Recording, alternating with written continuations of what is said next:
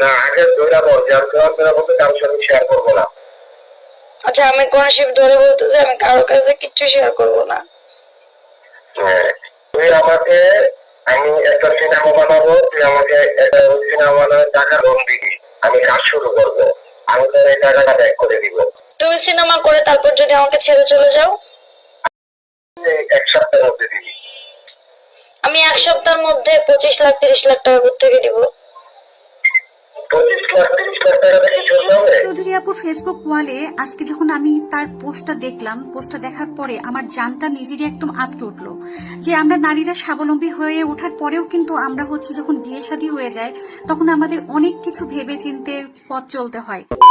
আসসালামু আলাইকুম রহমতুল্লাহ, সবাই কেমন আছেন? আশা করি সবাই অনেক অনেক ভালো এবং সুস্থ আছেন। সবাইকে স্বাগতম জানাচ্ছি আমাদের আরেক নতুন ভিডিওতে। প্রতিদিনের মতো আমি আপনাদের মাঝে আছি রিয়াদ ফারুকী। দর্শক, আজকের ভিডিও টাইটেল এবং থাম্বনেল দেখে সবাই বুঝতে পেরেছেন আজকে কি বিষয়টা নিয়ে কথা বলবো। আজকে যে বিষয়টা নিয়ে কথা বলতে যাচ্ছি খুবই গুরুত্বপূর্ণ একটা বিষয়, সামাজিক যোগাযোগ মাধ্যমে রীতিমতো তোলফার এই বিষয়টা। আপনারা হয়তো সবাই চিনে থাকবেন সেই পবিত্র সিনেমা, আপনারা হয়তো ইতিমধ্যে সবাই জানেন যে সিনেমাটা নিয়ে অনেক আলোচনা হয়েছিল, অনেক সমালোচনা হয়েছিল।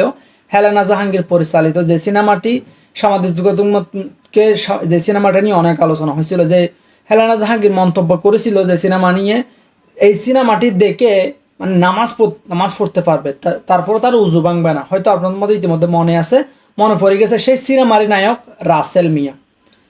সেই সিনেমারই নায়ক রাসেল মিয়া গত কিছুদিন আগে, গত প্রায় 4 মাস আগে বিয়ে করেন, বিধবা এবং 2 সন্তানের জনক বর্ষা চৌধুরী। সামাজিক যোগাযোগ মাধ্যমে ইনফ্লুয়েন্সার, অর্থাৎ তিনি হয়তোবা সামাজিক যোগাযোগ মাধ্যমে স্বর্ণ বা ব্যবসা করে থাকেন। বিভিন্ন লাইভের মাধ্যমে আমি দেখলাম যে তার হয়তোবা তিনি স্বর্ণের ব্যবসাও করে থাকেন। সামাজিক যোগাযোগ মাধ্যমে একটা ভিডিও বা ইতিমধ্যে রাসেল মিয়া এবং বর্ষা চৌধুরীর বিয়ের পরে সামাজিক যোগাযোগ মাধ্যমে বেশ কিছু ইন্টারভিউতে দেখলাম যে রাসেল মিয়া মন্তব্য করতেছিল যে আমি একজন এতিম এবং 2জন এতিমের, একজন বিধবা এবং 2জন এতিমের দায়িত্ব নিতে চাই।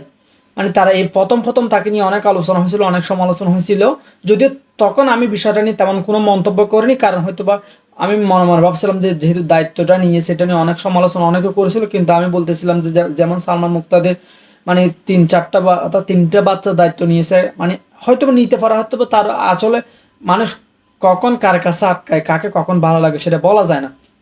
প্রথম ক্ষেত্রে আমি তেমন কোনো মানে বিষয়টা নিয়ে সিরিয়াসলি নিয়ে আমি বলতেছি যে আর বিয়ে করছে তার কি হতে পারে, তার ইচ্ছা হয়েছে সে বিয়ে করছে, বিষয়টা স্বাভাবিকই ছিল। কিন্তু এই রাসেল মিয়ার মনে যে এই ধরনের কর্মকাণ্ড বা এই ধরনের মানুষ যে এত পরিকল্পনা করে যে বিয়ে করে, আমার জীবনে এটা ফার্স্ট হয়তো বা। রাসেল মিয়া প্রথম বললেও মানে এতিমের দায়িত্ব নিতে চায়, বিধবার দায়িত্ব নিতে চায়, এই ধরনের মন্তব্য করে থাকলেও তার আসল উদ্দেশ্য ছিল যে এই যে মেয়েটা ব্যবসা বাণিজ্য করে, সে যে তার টাকার প্রতি একটা লোভ ছিল, সে টাকাকে কাজে লাগিয়ে রাসেল মিয়ার মেইন উদ্দেশ্য ছিল যে সিনেমা বানানো, 30 থেকে 40 লাখ টাকা দিয়ে এই মেয়েটাকে মানে যে ব্যবসা বাণিজ্য করে যে টাকা ইনকাম করে সেগুলোকে এক প্রকার জিম্মি করে, যে তাকে তো বিয়ে করলে সারা জীবনের জন্য মানে তার হয়ে যায় সব টাকা পয়সা তারই হয়ে যাবে, তাকে দিয়ে দিবে। তো এই উদ্দেশ্য করে সামাজিক যোগাযোগ মাধ্যমে একটা ভিডিও ভাইরাল হচ্ছে যেখানে রীতিমতো রাসেল মিয়া জিম্মি করে কোরআন শরীফ ধরিয়ে শপথ করিয়ে কিভাবে এই বর্ষা চৌধুরীকে বাধ্য করতেছে তাকে সিনেমা বানানোর জন্য 30 থেকে 40 লাখ টাকা দিতে হবে। এর পাশাপাশি ইতিমধ্যে সামাজিক যোগাযোগ মাধ্যমে তাকে নাকি ব্যাপক মারধরের অভিযোগ উঠেছে। বর্ষা চৌধুরীর অর্থাৎ 4র্থ বিয়ে রাসেল মিয়ার সাথে যেটা হয়েছিল সেটা নাকি ভাঙতে চলেছে। এই বিষয়টা নিয়ে আমরা সামাজিক যোগাযোগ মাধ্যমে ভাইরাল হোক সেই ভিডিওটা একটু দেখবো। সবাইকে অনুরোধ করবো এক মুহূর্ত না টেনে সবাই ভিডিও ধৈর্য সহকারে দেখবেন। না আগে ধরে বলছি আমি তোমার মধ্যে কারোর সাথে শেয়ার করবো না। আচ্ছা, আমি কোন শিব ধরে বলতেছি আমি কারোর কাছে কিচ্ছু শেয়ার করব না। হ্যাঁ, তুই আমাকে, আমি একটা সিনেমা বানাবো, তুই আমাকে একটা সিনেমা বানানোর টাকাটা আমার লোন দিবি, আমি কাজ শুরু করবো, আমি তোর এই টাকাটা ব্যাক করে দিব। আচ্ছা, ঠিক ব্যবস্থা করে দিব। ব্যবস্থা করে তুই আমাকে টাকা আমাকে চেঞ্জ দিবি, আমি খরচ করবো। তো তুমি এখানে কোনো হাত দিবা না যে আমি আমার একটা খরচ করবো, তার একটা খরচ করবো, এটা বলতে পারবা না। তুমি সিনেমা করে তারপর যদি আমাকে ছেড়ে চলে যাও? আমি কোরআন কথা বলবো যে আমি কখনো ওকে ছেড়ে যাবো না, এবং এই সিনেমার টাকাটা আমি তোর কাছেই লাগাবো, কিন্তু টাকাটা আমাকে তুই 1 সপ্তাহের মধ্যে দিবি। আমি 1 সপ্তাহের মধ্যে 25 লাখ 30 লাখ টাকা কোত্থেকে দিব? 25 লাখ 30 লাখ টাকা দেখে চলতে হবে। হেলেনা আপার ছবিতে 25 লাখ টাকা বাজেট। কে কে বলছে? হ্যাঁ, হেলেনা আপার সিগনেচার সহ আছে। হ্যাঁ হেলেনা আপার সাথে আমার কথা হয়েছে। না না, এটা অন্য ইয়া। না না, এটা অন্য ইয়া না। কেন তোর কাছে 85 লাখ টাকা আছে বললি? ইয়া ডিপোজিট? আমার কাছে ডিপোজিট নাই, আমার ফ্ল্যাটের টাকা। আমি ফ্ল্যাটের টাকা কিভাবে আনবো ফ্ল্যাট বিক্রি না করে? না, আমাকে 1 সপ্তাহের মধ্যে দিতে হবে এবং এটা আমি তোমাকে ব্যাক দিব এনিহাউ। 1 সপ্তাহের মধ্যে দিব কিভাবে? মিনিমাম তো আমাকে 2-3 মাস সময় দিতে হবে। আমার ফ্ল্যাটের টাকাটা তো আমার এনে দিতে হবে। আমি 25 লাখ টাকা দিতে পারবো। 25 লাখ টাকা কেন? টাকা যদি এখন বায়না করে, বায়না তো 25 লাখে করে, তারপর তো রেস্টের সময় বাকি টাকা দেয়। কেন আমাকে 1 সপ্তাহের মধ্যে দিতে পারবা? আমি 1 সপ্তাহের মধ্যে কেমনে পারবো? আমি মিথ্যা বলি না রাসেল, তুমি জানো। ব্যাক দিব বলছি। আমি মিথ্যা বলি না, তুমি জানো। তুমি আমার কাছ থেকে আমার জানটাও নিতে পারবা যদি তুমি আমাকে ভালোবেসে নিতে চাও। আচ্ছা, আমাকে তুমি এখন 1 সপ্তাহের মধ্যে আমাকে কিছু টাকা দিতে পারবা? কিছু টাকা বলতে? যেমন 10-15 লাখ টাকা। 1 সপ্তাহের মধ্যে আমি 10-15 লাখ কোত্থেকে দিব?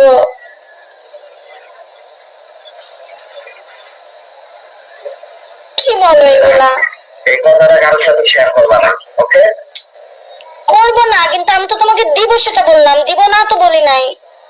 না, আমার একটু দিতে হবে, আমার একটা প্রবলেম আছে, আমি তোমাকে বলছি যে আমি দিয়ে দিব পরে। আচ্ছা, আমি আমার হার্ট এন্ড সোল ট্রাই করব তোমার সামনে। না না, তুমি চেষ্টা করতে পারবা, তুমি কমিটমেন্ট করো, এরপরে আমি আসবো।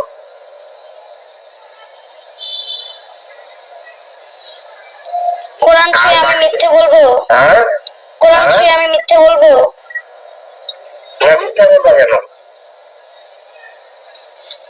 তুমি আমাকে দিবা 1 সপ্তাহের মধ্যে 10, আর বাকি 15 দিবা তুমি আমারে 3 মাসের মধ্যে।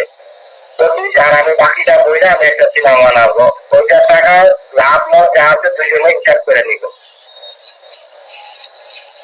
এরপরে তুমি আমি মিলে যেভাবে কাজ করা দরকার ওইভাবে করবো, আর আমরা ড্রাইভার রাখবো না। ততদিন পর্যন্ত আমার কাজের চাপ খুব বেশি না হচ্ছে, ততদিন পর্যন্ত আমরা কোনো ড্রাইভার রাখবো না, আমি গাড়ি চালাবো। না, আমি ড্রাইভার রেখে দিছি। ড্রাইভার 2 মাসের আগে না করা যাবে না। না না, ওরা না করে দিব আমি এইসব। না না, না করা যাবে না। বলা হয়েছে ড্রাইভারকে 2 মাস আগে চাকরির কথা না করতে। আচ্ছা, 2 মাস হচ্ছে, তুমি কি কোরআন ছেড়ে দিচ্ছ? আমি কোরআন হাতে নিয়ে দাঁড়ায় আছি, যেখানে কোরআন শরীফ থাকে। এটা কারোর সাথে শেয়ার করবা না বলছো কিন্তু কোরআন ধরা। হ্যাঁ বুঝছি, করবো না। এবং রাগের মাথাও বলবা না। না। আমার মধ্যে থাকবে, কিন্তু এটা আমি তোমাকে পরিশোধ করে দিব। কিন্তু আমি তো 1 সপ্তাহের মধ্যে পারবো না। আমি মিথ্যা বলি না, তুমি জানো। কেন তুমি আমাকে দাও না একটু, যেভাবে পারো 1 সপ্তাহের মধ্যে 10, আমি বাকিটা 3 মাসের মধ্যে দিও। 10 লাখ টাকা আমি কোত্থেকে দিব? এফডিআর ভাঙা তো এখন সম্ভব না, ব্যাংকই তো খুলে না। না, ব্যাংক খুলবে না কেন? শনিবারে রবিবারে ব্যাংক খুলবে। আচ্ছা, আমি ব্যাংকে গিয়ে দেখবো, যদি উঠানো যায় আমি চেষ্টা করব। যদি না হইলো তখন না হলে আচ্ছা, 10 লাখের জন্য মিনিমাম 1 মাস তো ওয়েট করো। 10 লাখ টাকা কি মুখের কথা? তুমি তো জানো। তোমার বিশ্বাস হয় না? না না, বিশ্বাসের জন্য না, তুমি তো জানো আব্বু স্ট্রোক করছে, আব্বুর পিছনে খরচ, সংসার খরচ, সমস্ত কিছু তো আমার একার হাতে। জায়ানের দুধ। গোল বন্ধ রেখে দাও, পরে আমরা আবার টাকা দিয়ে ঢুকাই নিব। গোল্ড বন্ধক রাখা যায় না, গোল্ড সেল করা যায়। সেলে ভ্যালু বেশি, বন্ধকে ভ্যালু নেই। হ্যাঁ, তবে সেল করো, আমি একটু পরে কিনে দিব।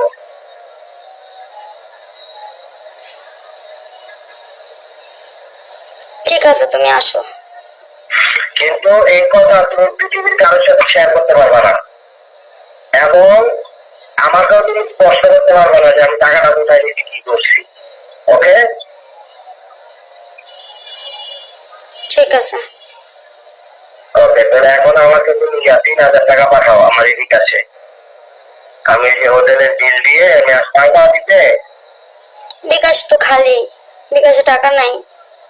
তাহলে কি এমনি তোমার কাছে ক্যাশ আছে যে হোটেলের বিলটা দিয়ে আসতে হবে যে? ভাবাই যায় না। সে মেয়েটা হয়তো ভেবেছিল, সে মেয়েটা ইতিমধ্যে একটা পোস্টে দেখেছিল যে হয়তো বা তার 2টা বাচ্চা আছে, 2টা বাচ্চার দায়িত্ব নেবে একজন, মানে বট গাছের মতো ছায়া দিবে। সেই কারণেই রাসেল মিয়াকে তিনি বিয়ে করেছিলেন। কিন্তু তার মনে যে এত ধরনের চক্রান্ত বা এত ধরনের মনোভাব ছিল যে সে তার টাকাকে ভালোবেসেছে, আমার মনে হয় টাকাকেই তো ভালোবেসেছে, সে টাকাকে ভালোবেসেছিল, যার কারণে তার এই পরিস্থিতি। ইতিমধ্যে আপনারা সবাই লাইভ প্রুফ অর্থাৎ সরাসরি যে ভিডিওর দিক দেখলেন, এটাকে যদি একজন মানুষকে নিয়ে মন্তব্য করে তাহলে সেটা মিথ্যা হতে পারে, কারণ সেটা তো আমরা নিজের চোখে দেখি না বা শুনি না। কিন্তু এই যে আপনারা যে মানে বিষয়টা দেখলেন অডিও রেকর্ড, এটা তো আর মিথ্যা হতে পারে না।